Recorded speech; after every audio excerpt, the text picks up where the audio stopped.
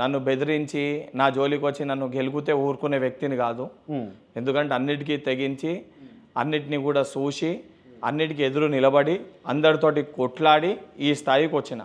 ఏదన్నా కూడా ప్రేమతోటి ఆప్యాయతోటి పలకరించి అడిగితే బల్మూరి వెంకట్ ప్రేమతోటి అన్న అంటే అన్న అనాల్సి వస్తుంది, ఏం రా అని అంటే ఏంది బే అనాల్సి వస్తుంది, ఇంకో మాట ఎక్కువనే అనాల్సి వస్తుంది ఎవరన్నా కానీ. వాళ్ళు నా పట్ల ప్రశ్న ఏ విధంగా వేస్తారో నా సమాధానం కూడా వాళ్ళ పట్ల అదే విధంగా ఉంటుంది. సో నాకు అందరితోటి కూడా సఖ్యతతోటి, నాకు మంచి స్నేహాభిమానంతో, మంచి ప్రేమతోటి నేను ఉండాలని అనుకుంటా. అందరితో అదే విధంగా ఉంటారు, నాతో కూడా అందరు అదే రకంగా ఉంటారు. Right, okay. ఫైనల్లీ త్వరలో మంత్రిగా బల్మూరి వెంకట్ను చూస్తావా? బల్మూరి వెంకట్ ఇదే ఎమ్మెల్సీగా ఉంటాడు.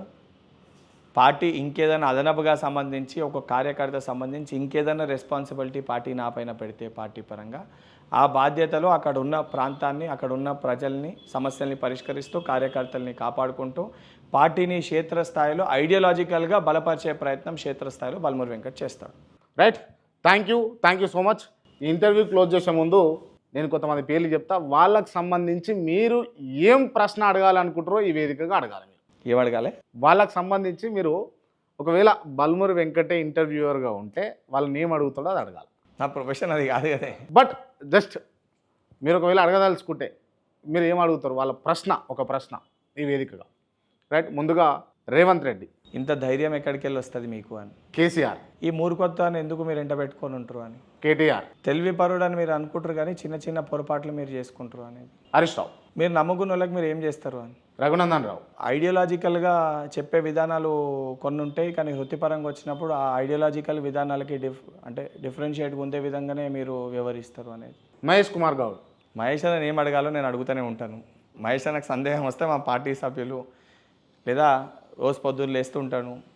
మహేష్ అన్నకి ఏది కావాలన్నా డైరెక్ట్ మహేష్ అన్నకి అడుగుతాయి. ఇంటర్వ్యూ పరంగా అడిగేది ఏంది, సీఎం గారిని కూడా ఏదైనా అడగాలనుకున్నా సరే ఒకటి రెండు సందర్భాలు వారు, ఎందుకంటే ఇప్పుడు కొంచెం బిజీగా ఉన్నారు కాబట్టి పర్సనల్గా ఏదైనా మాట్లాడే సమయం వారు లేదు కాబట్టి వారిని అడగలేకపోతుంది. మా పార్టీ సభ్యుల్ని ఏది అడగాలనుకున్నా మీడియా పరంగా అడిగేటువంటి పరిస్థితి మా ప్రభుత్వంలో లేదు. మా ముఖ్యమంత్రి గారిని, మా పిసిసి అధ్యక్షులు కానీ, మా పార్టీ సభ్యులు మీడియా పరంగా ఎవరిని అడుగుతామో మేము పోయి కలవలేమో, మేము అడగలేము. బండి సంజయ్, మనం ఏదైతే ప్రజల సమస్యలపైన మాట్లాడే ప్రయత్నం చేసినప్పుడు, మనం కొన్ని ప్లాట్ఫామ్స్ వెళ్ళి మన రాష్ట్రాన్ని రిప్రజెంట్ చేస్తున్నప్పుడు వోకల్గా ఎందుకు మీరు ఆ లాంగ్వేజ్ని రానప్పుడు మనం దాంట్లో మాట్లాడడానికి ఎందుకు ప్రయత్నిస్తారని అడగాలనుకుంటాం. మెగాస్టార్ చిరంజీవి, పొలిటికల్గా వారికి ఉన్న ఎక్స్పీరియన్స్ ఏంది, ఎందుకు మధ్యలో బ్యాక్ ఆఫ్ అయ్యారని అడగాలనుకుంటాం. పవన్ కళ్యాణ్, ఈ మొండి పట్టుదల ఏది లేదు, అన్ని 2 స్థానాల్లో ఓడిపోయినాక కూడా ఏ ధైర్యంతో అంత గట్టిగా ఉండగలిగారని అడగాలనుకుంటాం. చింతపండు నవీన్, అసలు మా మల్లన్న ఐడియాలజీ ఏంది, దేనితో అసలు ముందుకు వెళ్ళాలనుకుంటారు, అసలు ఏం కోరుకుంటున్నా అనేది అడగాలనుకుంటా. ఫైనల్ గోల్ ఏంది మల్లన్న అడగాలనుకుంటా.